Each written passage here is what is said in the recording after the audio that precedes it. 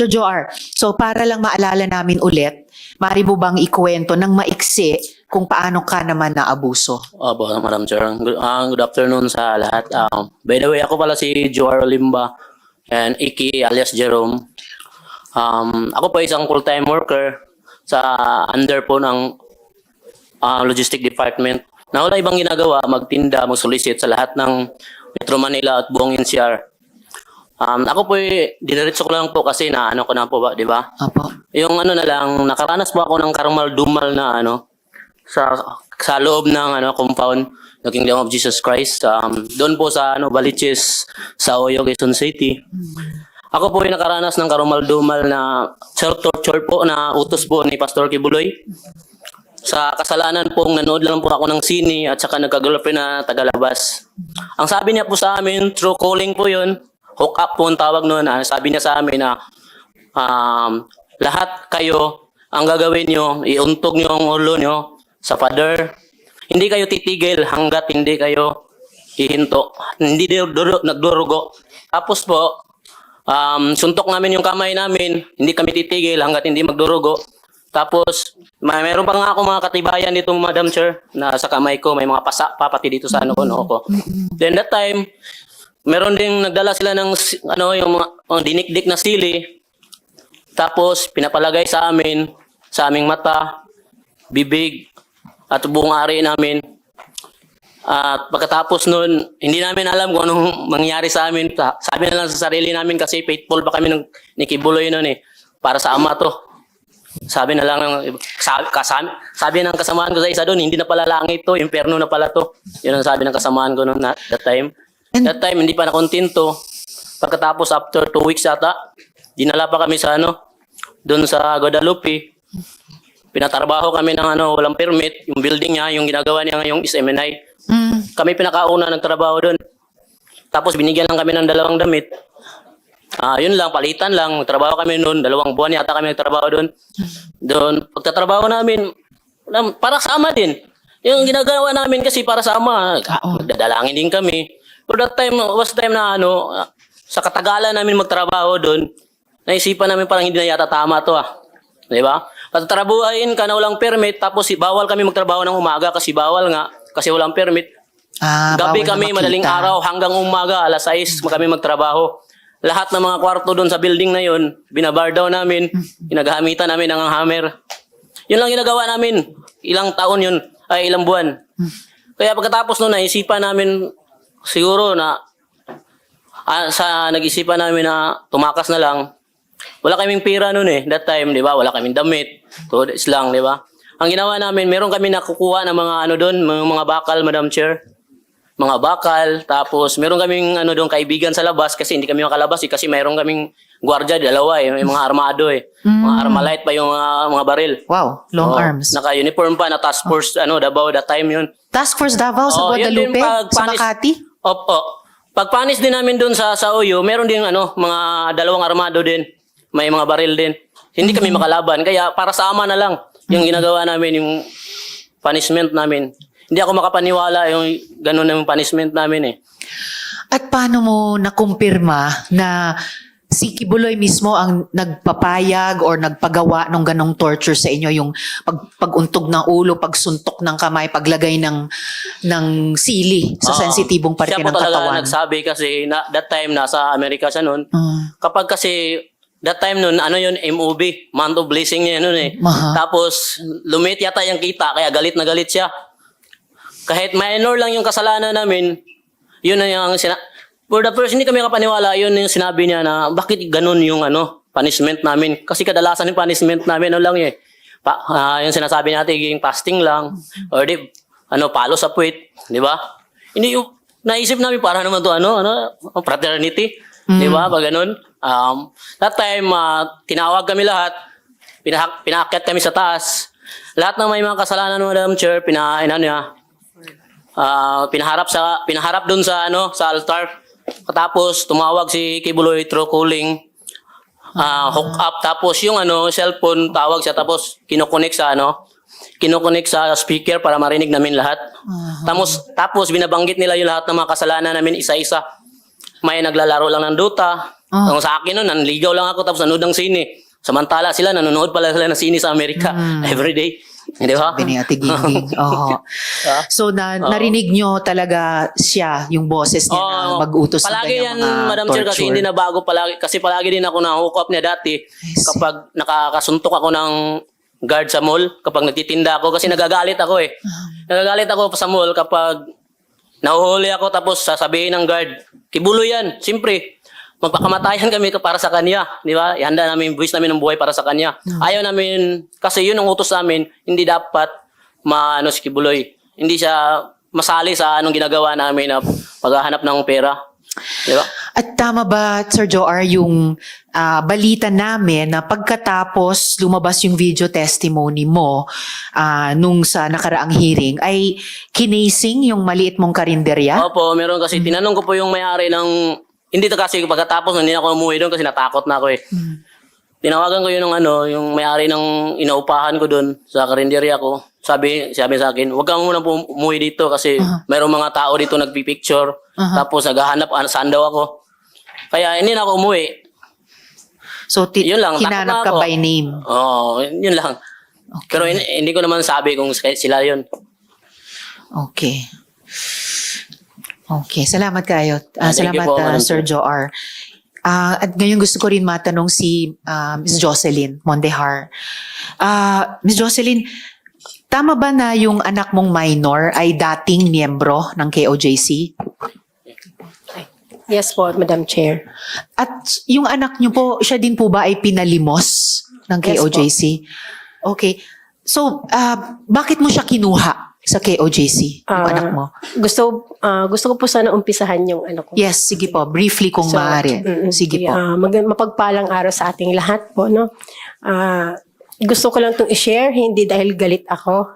Kasi napakabuti ng Diyos sa akin. Ngayon, simula nung nag-withdraw ako ng loyalty, nagpaalam ako sa office ni Mr. Kibuloy dito sa May Angono, KLC. Last year, nagpaalam ako na mag-withdraw ako. Kasi ayoko na magsimba pa dyan or maniwala, magiging patuloy na maging sympathizer kung nagdududa na ako sa kanya. So, nirespeto ko pa rin yung ministry niya. Nagpaalam ako.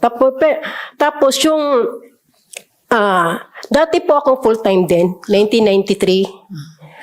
Katulad din ng iba, pinapaginawa din kami taga-produce ng pera through sa paglilimos sa iba't ibang paraan. Ako, umaakyat ako ng bus, o gamit yung mga iba-ibang association, lahat-lahat na lang ginawa namin. 2021 November 25 lumabas ako kasi nagkaroon ako ng ulcer. Kasi 1999 naranasan ko din yung Parosan dry fasting. From Cagayan pinapunta ko ng Davao for dry fasting 7 days nang hindi ko din alam kung bakit. Wala nang nagsabi. Until now, ano ko pa yun? Yun ang ano ko ngayon. Kasi nagkaroon ako ng ulcer nga hanggang ngayon. Ano ko pa rin yan. Yun pa rin ang sakit ko. Tapos, year 2021 April, naimbitahan yung anak ko na 13 years old. Actually, 3 sila. O yung kasama din yung anak kong 13 years old sa Angono KLC para daw sa preparation for youth camp practice. Tapos pinayagan ko lang kasi mas gusto ko kasi bilang isang ina, gusto mo mga anak mo mapalapit sa Diyos para hindi mapariwara. So pinayagan ko. Nagulat ako, dumating yung gabi, yung 2 anak ko na lang ang nakauwi. Yung panganay ko tsaka yung sumunod ko sa bunso. Yung 13 years old ko, hindi nakauwi, hating gabi na. So wala akong alam. Inano ko yung ministro nila assign kung nasaan. Tinanong ko through chat. Hindi rin niya alam. Tapos nalaman ko na lang sa may kapitbahay ko na member din nila na dinala pala yung anak kong 13 years old sa tinatawag nilang glass house. Itong glass house na to, ito yung dinadalhan nila ng mga young people na nare-recruit nila for training sa logistics, yung pagtitinda. Doon nila dinadala sa glass house. Exclusive yun sa mga young people. Doon nila dinadala. Tapos hindi ko kaagad na, wala akong means of communication sa anak ko. Kasi wala naman siyang cellphone. Tapos after 3 days, sa pangungulit ko doon sa ministro nila, nakausapin ko yung anak ko. Nakausap ko siya sa cellphone through sa youth leader na na-assign si Rima Fauni, yan. Tapos yun na, nakausap ko siya, bigla akong nagulat dahil ang nag-iba yung salita niya. For a 13 years old, nagulat ako. Mama, hindi na ako mag-aral. Kasi babalik na ang Panginoon. Tapos si Pastor Kibuloy mag-glorified na. So nagulat ako kasi bagong member lang yung 13 years old ko at that time. Ano siya masipag yun mag-aral. Talagang sobrang sipag niya mag-aral. Nagulat ako, ganun na ang salita niya. Tawag dito, sabi ko, anak, ganito yan kasi dati akong worker dyan so alam ko. Kahit pa mag-glorified si Pastor Kibuloy or bumalik ang Panginoon, magpatuloy ang mundo, hindi totoong matunaw ang mundo. Kailangan mong mag-aral kasi yun ang tama dahil minor ka. Tapos hanggang sa hindi ito na yun, ito na yung ano ko, ito na yung gusto ko. Magtinda na lang habang buhay para sa anak, para kay Pastor Kibuloy, kay gusto daw niya makarating sa 7th heaven. So, ibig sabihin, sabi ko, Nak, mayroon nagsabi sa'yo. Kasi hindi mo alam yan Bakit mo masabi? 13 years old ka lang. New convert ka lang. So, mayroon nagsabi sa'yo niyan. Ayaw niyang aminin. Tapos sabi niya, Mama, lagi kong ini-insist sa kanya, Madam Chair, na, anak, mag-aral ka sige, kung gusto mo dyan, maglingkod ka dyan, maging alay ka ng buhay mo kay Pastor, through Pastor Kibuloy, mag-aral ka talaga. Ang sabi niya, Mama, pinaka-worst na, sinabi ng isang anak sa isang ina, Mama, hindi naman talaga kayo ang tunay na may-ari ng buhay namin. Ginamit lang kayong instrumento ng Diyos para mailuwal kami. Pero ang nagmamay-ari sa amin si Pastor Kibuloy, ang anak ng Diyos. Sabi ko, sabihin mo, kasi pupuntahan ko yung sinong nagsabi sa'yo, ayaw niya talagang sabihin. Tapos,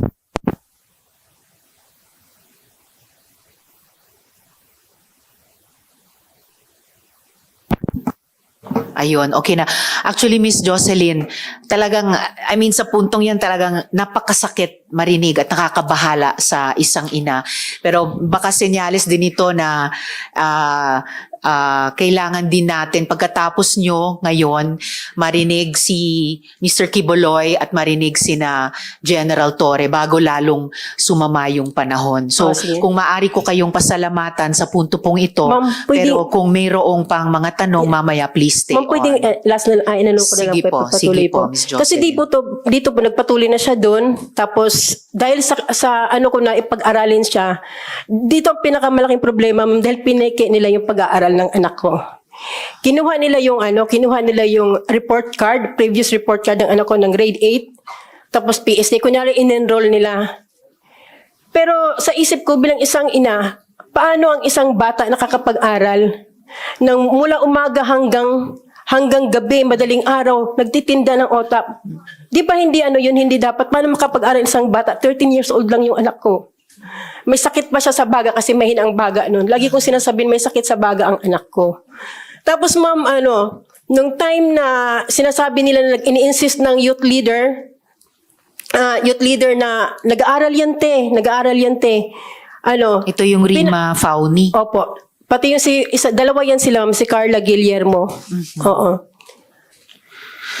Okay. Tapos ma'am, nagpatulong ako sa teacher niya dati, grade 7. Ma'am, pakitrace kung talagang ba na-enroll ang anak ko. So, sabi ng teacher niya, ma'am, kahit saang school, wala siyang makitang pangalan ng anak ko naka-enroll. Pero sinabi na naka-enroll. Tapos nung time na nalaman ko yun, ma'am, pinagpursigi ako. Sabi ko, pupuntahan ko yung hideout nyo kasama ang DSWD at DepEd. May kausap na ako. Siguro sa takot nila iskandalo, hinatid nila yung anak ko sa bahay. Ay, So pagdating mabuhay kayo. pagdating nun sa amin na, to make the story short, nakauwi ang anak ko dahil siguro nabilitan Mabuti. sila. Pag-enroll ko ma'am ng grade 9, sinubukan ko i-enroll ulit sa grade 9. Kahit sinasabi nila na na-enroll sa grade 9, Hindi. sinubukan kong i-enroll sa grade 9 para makita ko kung anong reaksyon ng bata. Kasi kung totoo nag-aral siya, niya ako, Mama, hindi. Kasi na-enroll na ako doon, nag-aral ako. Wala siyang kahit anong reaction, ma'am. So, na-confirm ko na hindi talaga siya nag-aral. Okay. Tapos isa Salamat, pa, Miss ma'am. Jocelyn. Pinatanong ko po sa teacher, pina-interview ko, ma'am, siya sa teacher. Kung nag-aral ka, sino ang teacher mo, kung online man, o sino ang principal mo sa JMC. Yung Ma'am, Jose wala po Maria siyang College. alam. Okay. Wala po siyang alam. Okay. Maraming salamat, Miss Jocelyn. At talagang mabuhay kayo sa pagkuha, no? Yung matagumpay na pagkuha nyo sa anak ninyo. And salamat din sa pagbanggit sa DSW at DepEd dahil mamaya may itatanong din tayong kahit mabilis sa kanila dun sa pag-rehabilitate ng mga bata na kinuha na ng magulang o ng gobyerno sa KOJC, kaugnay ng moving forward natin mula sa itong napakarami at matitinding problemang naiimbestigahan natin dito.